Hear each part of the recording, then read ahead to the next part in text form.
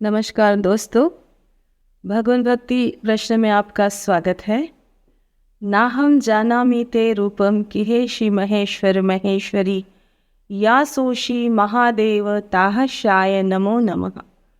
इसका मतलब ये होता है कि मैं आपके रूप को नहीं जानती, आपका स्वरूप क्या है ये नहीं जानती, मैं आपको कैसे ध्याऊं। फिर भी ना हम जानामि ते रूपम किहेशि महेश्वर, मैं नहीं जानती है महेश्वर आपका रूप कैसा है। ना हम जानामि ते रूपम किहेशि महेश्वर या सोशी महादेव ताहशाय नमो नमः। मैं आपको प्रणाम करती हूँ। मंत्रहीनम क्रियाहीनम भक्तिहीनम सुरेश्वर। ना मैं मंत्र जानती हूँ, ना मैं तंत्र जानती हूँ, ना योग जानती हूँ, भक्तिहीन हूँ, मंत्रहीन हूँ, क्रियाहीन हूँ। मुझे अपना लीजिए। मंत्रहीनम क्रियाहीनम भक्तिहीनम सुरेश्वर यद पूजिते मया देव परिपूर्ण तदस्तु में। कैसे आपकी पूजा करके आपको पाऊं। मंत्रहीन हूँ, क्रियाहीन हूँ, भक्तिहीन हूँ, न रूप जानती हूँ, न जप जानती हूँ, न तप आता है, न किसी प्रकार का कोई मुझे समझ ही है। यत् पूजिते मया देव परिपूर्ण तदस्तु अन्यथा शरणम नास्ति त्वमेव शरणम मम। ऐसे जब मैं हूँ तो मुझे कौन शरण लेगा अगर आप शरण नहीं लोगे तो। हे प्रभु, मैं आपको प्रणाम करती हूँ, आपकी जय जयकार मनाती हूँ। आप मेरी की हुई ये पूजा स्वीकार करें। मुझे जैसा भी आता है मैं आपके श्री चरणों में अपना जीवन समर्पित करते हुए आपको अपना नमन, अपना पूजन अर्चन समर्पित करती हूँ। कृपा करके हे भोलेनाथ, हे महेश्वर, मुझ पर अपने दया दृष्टि बनाए रखते हैं आप। ये आप ही की कृपा है, आप ही की दया है। इस मंत्र को आज आपको बताने का ये तात्पर्य है कि मैंने पिछले वीडियो में आपको ध्यान करना सिखाया। ध्यान की प्रथम आपको मैंने कहा था कि सांसों को केंद्रित करो, अपने ध्यान को दृष्टा रूप से सांसों को देखिए कि हम लंबी सांस लेते हैं, छोड़ते हैं। दिन भर में ये प्रैक्टिस कई बार करो। ध्यान लगाना इतना आसान होता तो हर व्यक्ति ओवर थिंकिंग से, अलग अलग प्रॉब्लम से नहीं गुजरते। उन्हें अपना समझ में आता कि मुझे अगर ये प्रॉब्लम हुई है तो मैं ध्यान के द्वारा इस प्रॉब्लम से निजात पा सकता हूँ या पा सकती हूँ। ध्यान जो होता है, ध्यान की अवस्था को प्राप्त करने के लिए सर्वप्रथम अपने सांसों को केंद्रित करना चाहिए। अपनी लंबी सांसें लेके धीरे धीरे छोड़ना चाहिए। जब इस क्रिया से हम पारंगत हो जाते हैं तो हम मन लगाते हुए, मन जो है ध्यान लगाते समय कहीं भी भटके, उसे केंद्रित करने की ज़रूरत नहीं, वो अपने आप धीरे धीरे शांत होगा। क्योंकि जब आप मन को कंट्रोल करने की कोशिश करोगे तो वहाँ कॉन्फ्लिक्ट्स पैदा हो जाते हैं। तो ये अद्भुत चीज़ है। ध्यान बोलना तो अपने अंदर की चीज़ों को देखना है, तभी तो हम ध्यान लगा रहे हैं।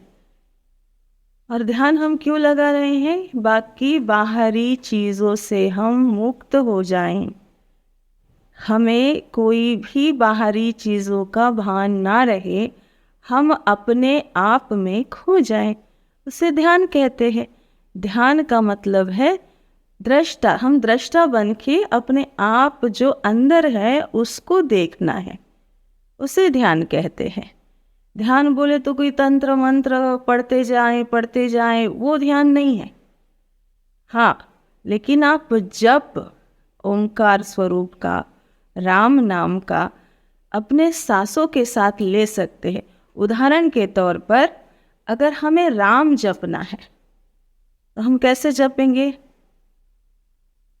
लंबी सांसें जब हम लेंगे तब हम रा का उच्चारण करेंगे। कैसे? रा।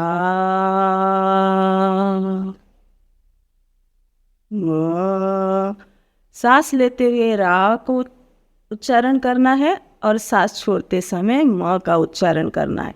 ये अद्भुत क्रिया है। इस क्रिया को जिसने भी समझा है वो 108 बार एक माला जाप का फल पाता है। अपने दिन भर जो हम सांस लेते हैं उसमें हम अगर इस जाप का, राम नाम के जाप का प्रैक्टिस करें तो हमें माला फेरने की ज़रूरत नहीं पड़ेगी। दोस्तों, इस चीज़ को प्रैक्टिस करना चाहिए। ये आसानी से नहीं आती है, इसीलिए दो ही चीज़ भगवान प्राप्ति के लिए बोला गया है, एक तो भक्ति, एक तो ज्ञान। भक्ति मार्ग जो अपनाते हैं वो सरल नहीं होता उनके लिए।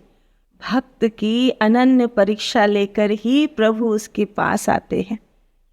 भक्ति कहने के लिए बहुत अच्छा लगता कि भाव से भक्ति उत्पन्न होती है, भक्ति से प्रभु की सेवा हम करते हैं, उन्हें अपने साथ महसूस करते हैं। तो आपने जितनी भी भक्तावली करके एक पुस्तक आती है, उस पुस्तक में भक्तों की जितनी भी कहानियां हैं उसी यानी पुस्तक में मिलेगी, उसी किताब में आपको मिलेगी। तो आप मार्केट से भक्तावली करके है, जिन भी लोगों को, जिन भी इंसान को जिनसे मैं इस वीडियो के माध्यम से बात करती हूँ, उनसे मिलती हूँ, इस मन से मैं आप लोगों को एक राय देना चाहूँगी, जो भी ईश्वर के प्रति श्रद्धा रखता है वो भक्तावली ज़रूर पढ़े। उसकी भक्ति उसको समझ में आएंगी कि भक्तों ने किस तरीके से ईश्वर को पाने के लिए कठिन समस्याओं का सामना करके फिर अपने इस शरीर को त्यागते समय, शरीर को शांत करते समय उनको कोई ग्लानि नहीं थी, क्योंकि उनका अंतर मन और आत्मा प्रभु में समा गया था। भक्ति में परीक्षाएं बहुत देने पड़ती है, वही ज्ञान से हम ईश्वर को साइंस के साथ, स्पिरिचुअल और साइंस, ये ऐसा विज्ञान है, अध्यात्म और साइंस, इसको हम जोड़ के देखें तो मार्ग भी भगवान प्राप्ति का ही मिलता है। साइंस स्वयं मानता है अगर एक पत्थर को हम माइक्रोस्कोप, एक पत्थर है उसको हम माइक्रोस्कोप के अंदर देखें तो उसके अंदर अंदर अंदर अंदर हमको इलेक्ट्रॉन, प्रोटॉन, न्यूट्रॉन के भी अंदर एक समय ऐसा आता है कि उन्हें एक प्रकाश सा दिखता है, शून्य। वही तो सर्वशक्तिमान है। और हम ध्यान लगाते हैं तो ध्यान की अवस्था से पूर्ण समाधि में जाते हैं तो हम भी उस शून्य को पाते हैं। तो यही रहस्य है, यही भेद है सृष्टि का। हम तो स्वरूप मात्र है, ये ऊर्जाएं हम सब में है। ये वो सच्चिदानंद की ऊर्जा है, वो सुप्रीम पावर है कि हर एक स्वरूप में विद्यमान है, चाहे वो पत्थर हो, चाहे झाड़ हो, चाहे हवाएं हो, दिखने वाली हो, ना दिखने वाली हो, स्पेस हो, यूनिवर्स हो, गैलेक्सी हो, हर जगह ये प्राण शक्ति मौजूद है। बस इसको समझने की देरी है कि वो प्राण शक्ति किस स्वरूप में कब कन्वर्ट होती। एक साइंस में E=mc², ये जो लिख के गए हैं साइंटिस्ट, इसका मीनिंग बहुत बड़ा है। क्या है ये? एक प्रकाश ऊर्जा का इक्वेशन है। एक साइंटिस्ट ने इसे ढूंढ निकाला था। उसका तात्पर्य भी यही था कि इलेक्ट्रॉन, प्रोटॉन और न्यूट्रॉन के भी अंदर जब हम देखते हैं तो हमें एक प्रकाश सा अंदर ही अंदर दिखता है। तो यही तो भेद है। वो सर्च करते हैं, हम अपने वेद, पुराण, उपनिषद, शास्त्र, हमारी भक्ति, हमें ये पहले से ही महर्षियों ने बताया है। हिंदुस्तान की यही तो खासियत है कि हम महर्षियों की संतानें हैं, हम आर्य समाजी हैं। हमें अपने ही विद्या का भान नहीं। अगर आप वेद पढ़ेंगे तो चारों वेदों में यजुर्वेद, अथर्ववेद, सामवेद, ऋग्वेद, ये समस्त वेदों में एक एक शब्द का निचोड़ है। उपनिषदों में, शास्त्रों में वर्णित है।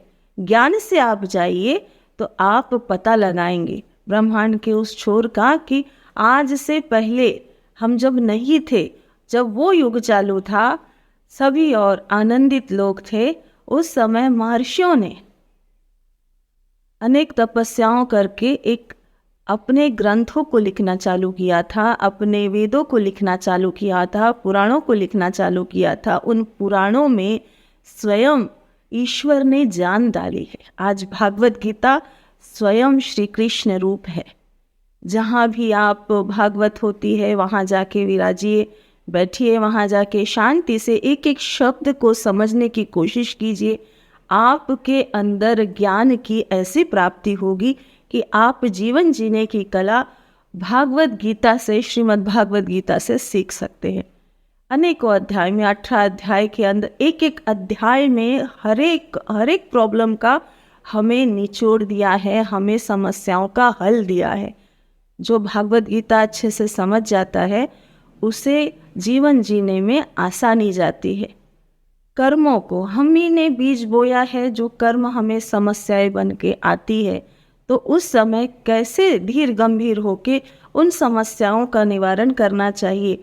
कर्म का फल निश्चय करने वाले एकमात्र भगवान ही है।